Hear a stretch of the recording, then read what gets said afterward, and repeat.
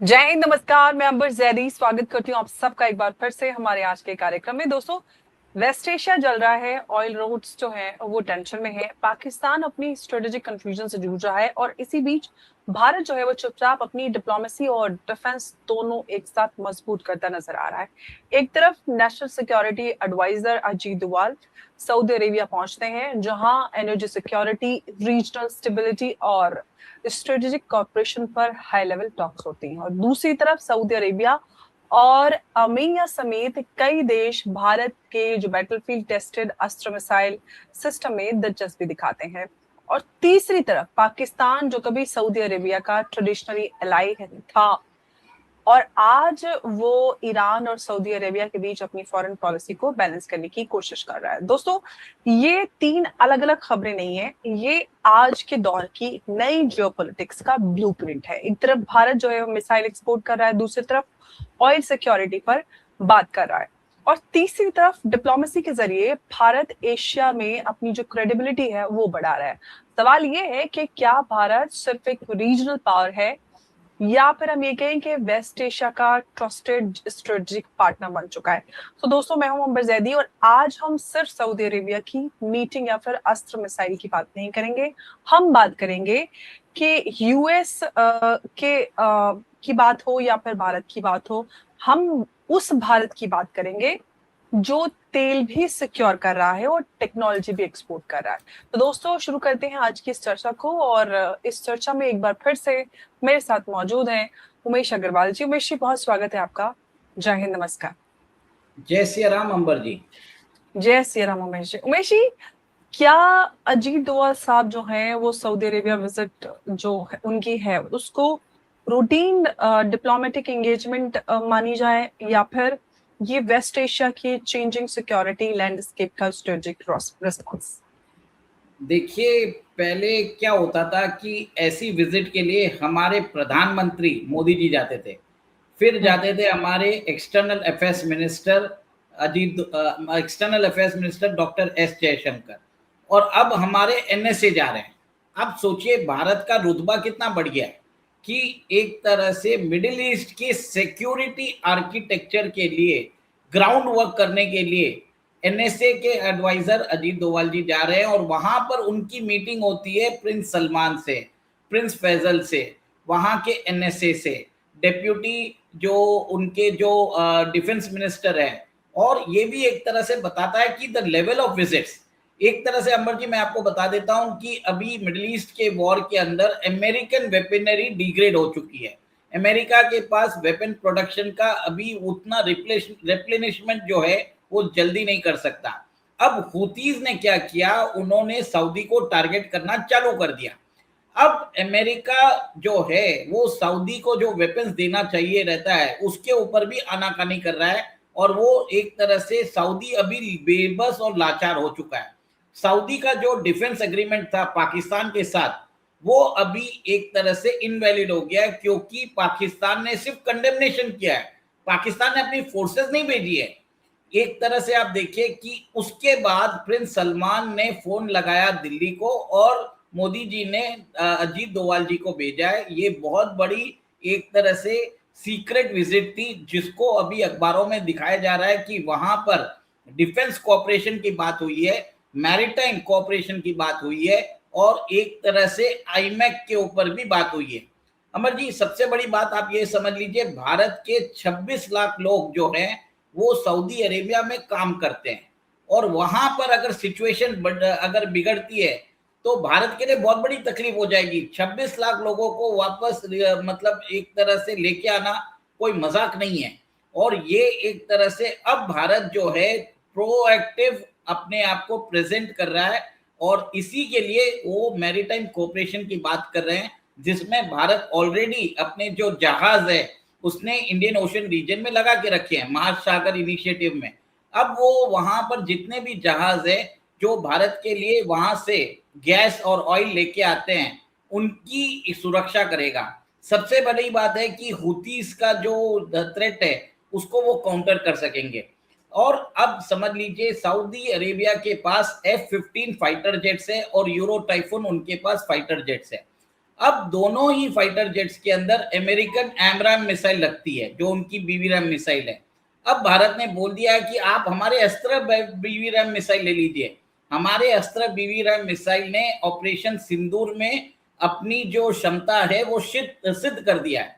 ब्रह्मोस की जो रेंज है नंबर जी, जो उसकी स्पीड है, इट इज 2.9 मैक, जबकि अस्त्र की जो है, अस्त्र 1 की बात कर रहा हूं, वो है 4.5, और अस्त्र 1 की जो रेंज है 110 किलोमीटर की है।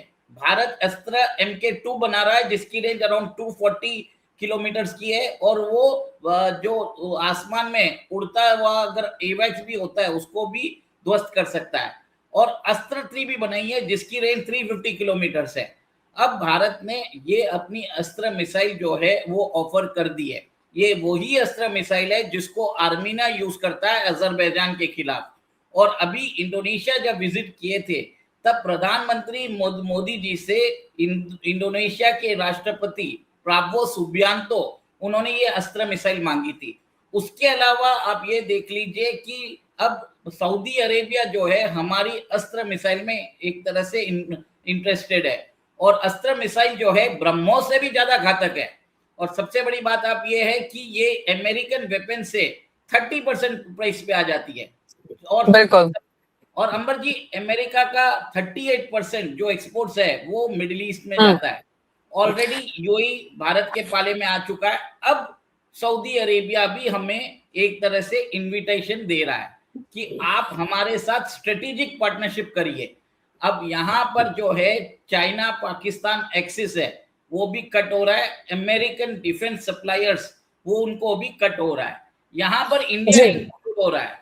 ये बहुत बड़ी बिल्कुल। बात है जी। बिल्कुल।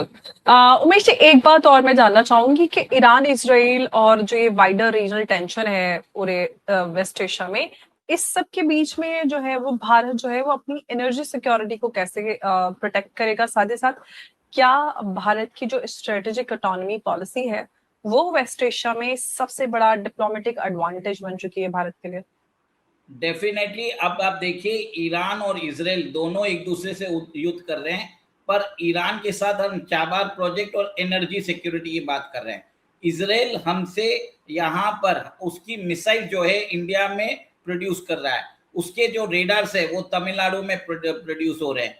तो एक तरह से आप देखिए कि हम दोनों के साथ अपने हिसाब से हम डील कर रहे हैं। अब देखिए, सऊदी अरेबिया का रिलेशनशिप है पाकिस्तान के साथ।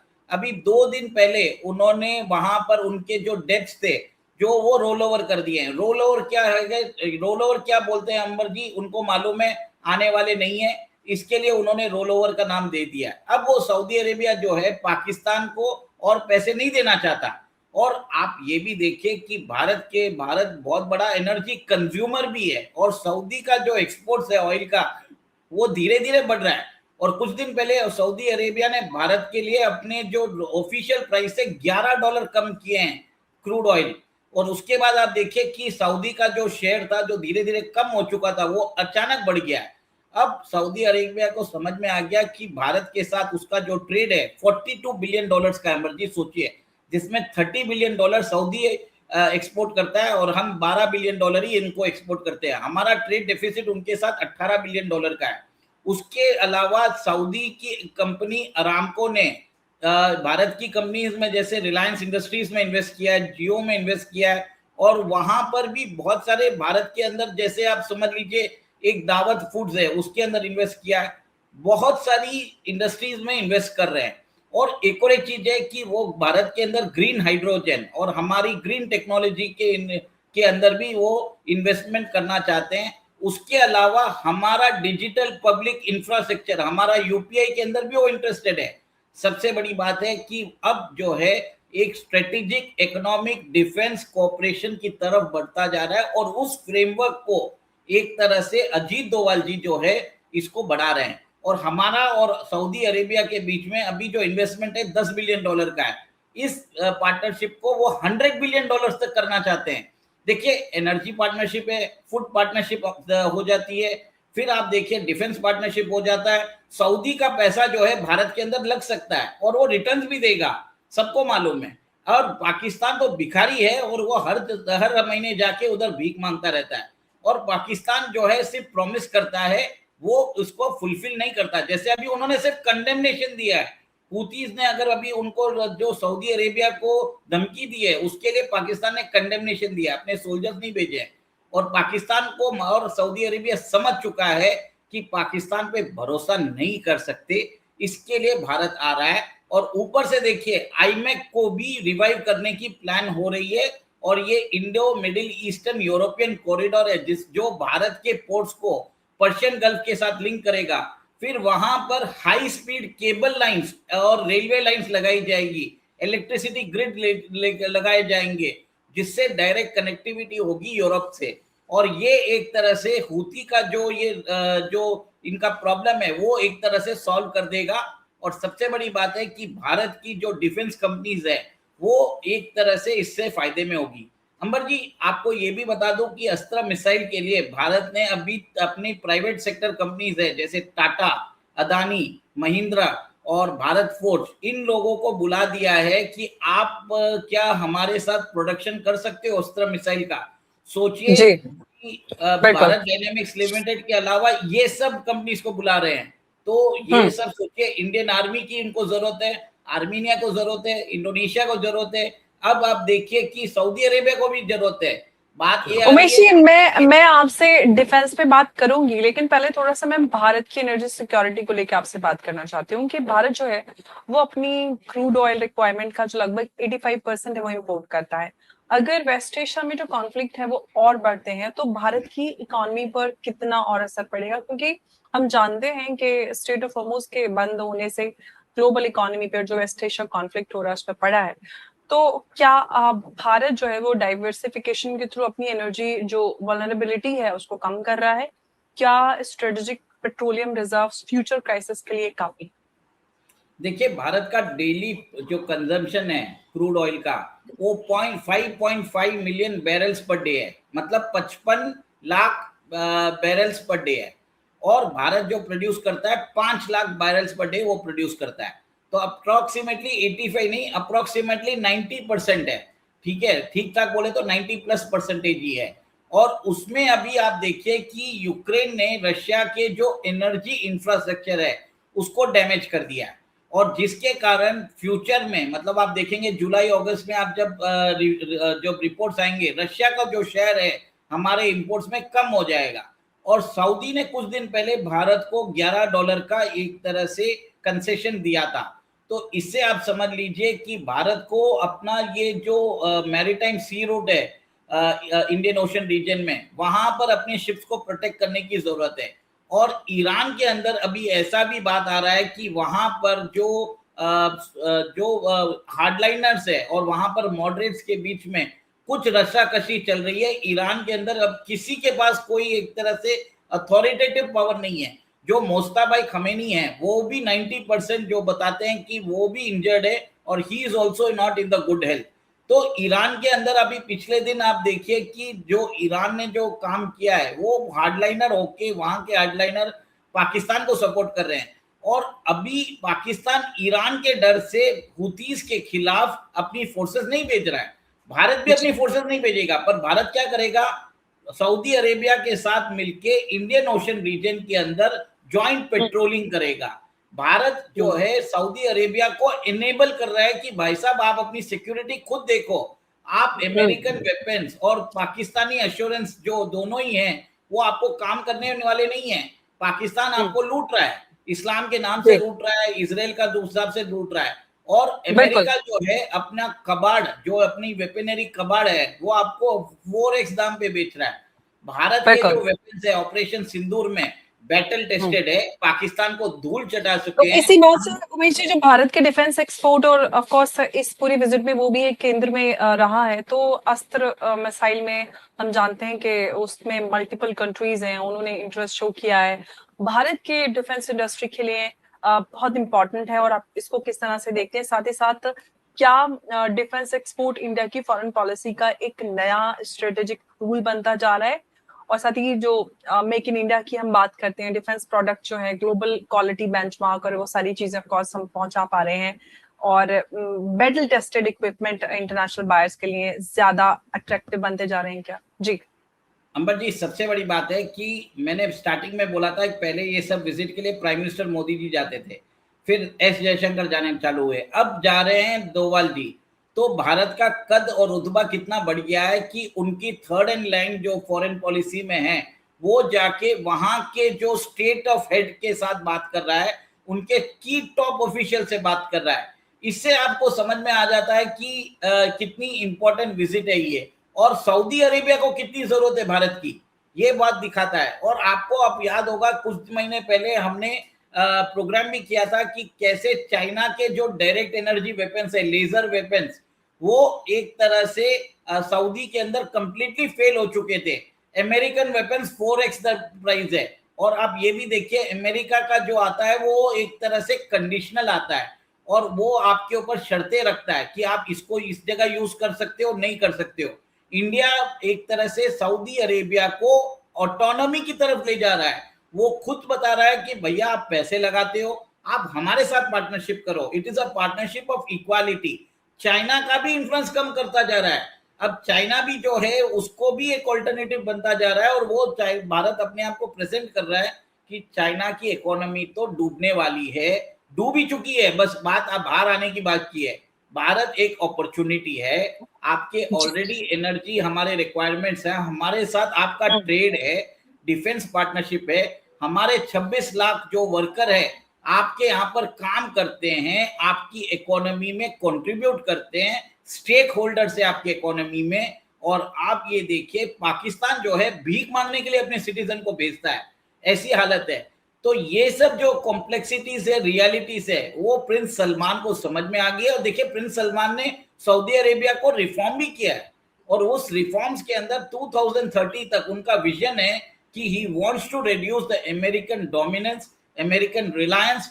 और एक चीज अंबर जी, ये भी हो सकता है कि हम जो हमारा ट्रेड अभी डॉलर में कर रहे हैं ना, एनर्जी ट्रेड, वो रुपया और सऊदी अरेबिया की करेंसी में भी हो सकता है। तो इसके ऊपर अभी तक कोई ऑफिशियल चीज नहीं आया, ये मेरा मानना है। ट्रेड में आया, रुपी रियाल ट्रेड भी हो सकती है इन फ्यूचर। लेकिन उमेश, पाकिस्तान पे बात कर लेते हैं। पाकिस्तान की आप बात कर रहे थे।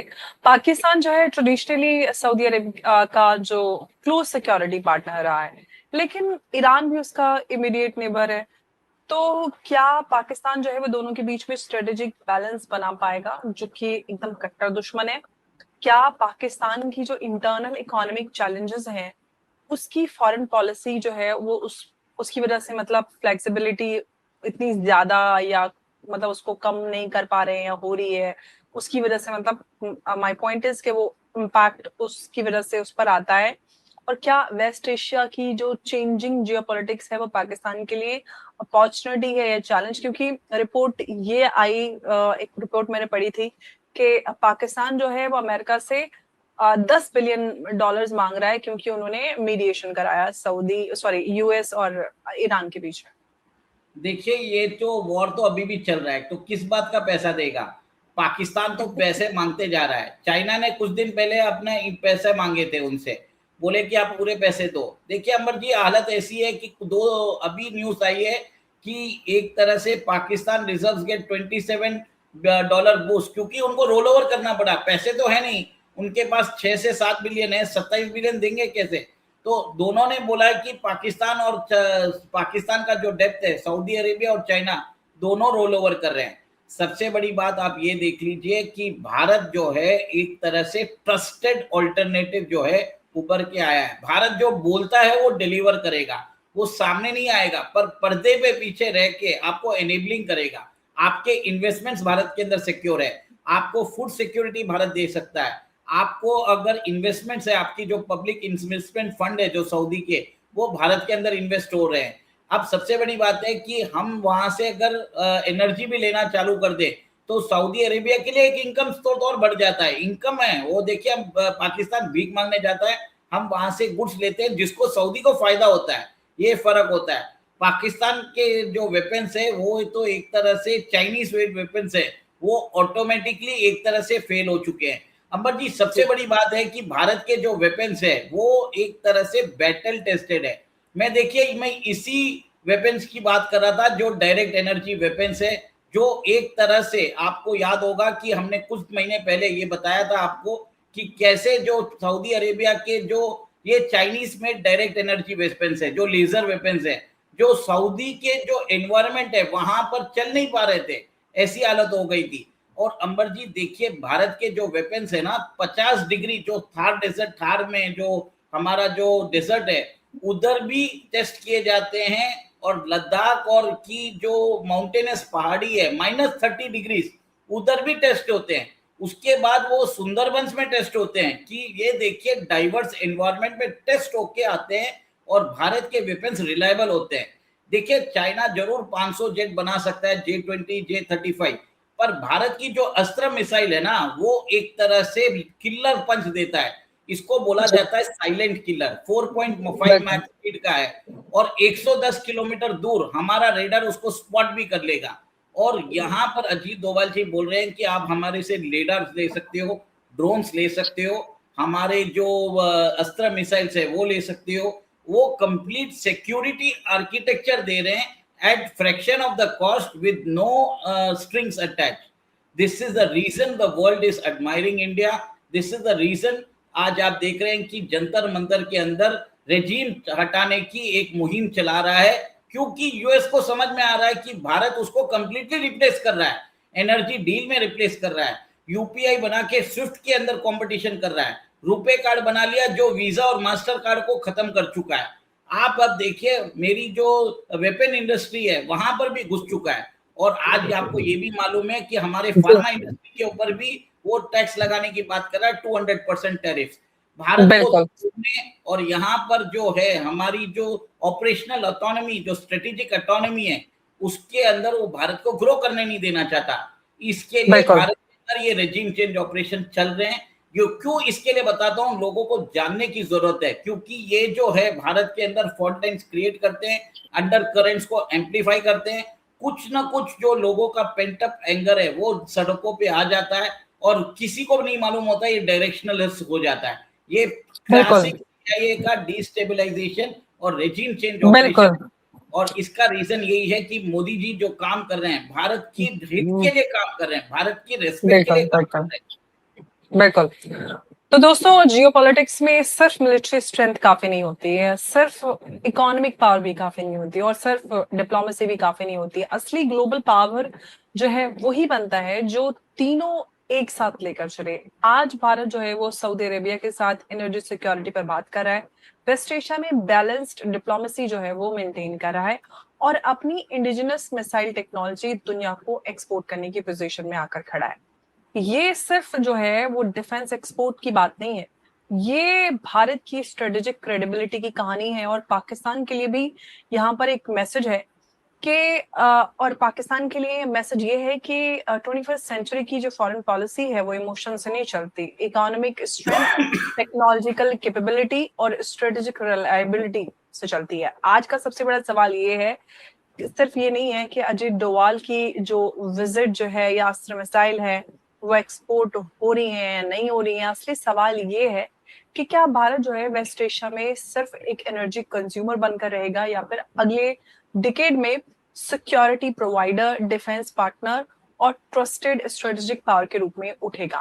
क्योंकि जिस देश के पास एनर्जी पार्टनरशिप, डिफेंस टेक्नोलॉजी और ट्रस्टेड डिप्लोमेसी होती है, वही देश बदलते हुए ग्लोबल ऑर्डर में एजेंडा सेट करता है, सिर्फ जो है वो रिएक्ट नहीं करता। बहुत बहुत धन्यवाद आपका इस चर्चा में हमारे साथ जुड़ने के लिए उमेश जी, और सभी प्यारे दर्शकों का इस चर्चा में साथ जुड़ने के लिए नमस्कार। जय हिंद, जय भारत। जय सिया राम। जय श्री राम उमेश जी, बहुत धन्यवाद।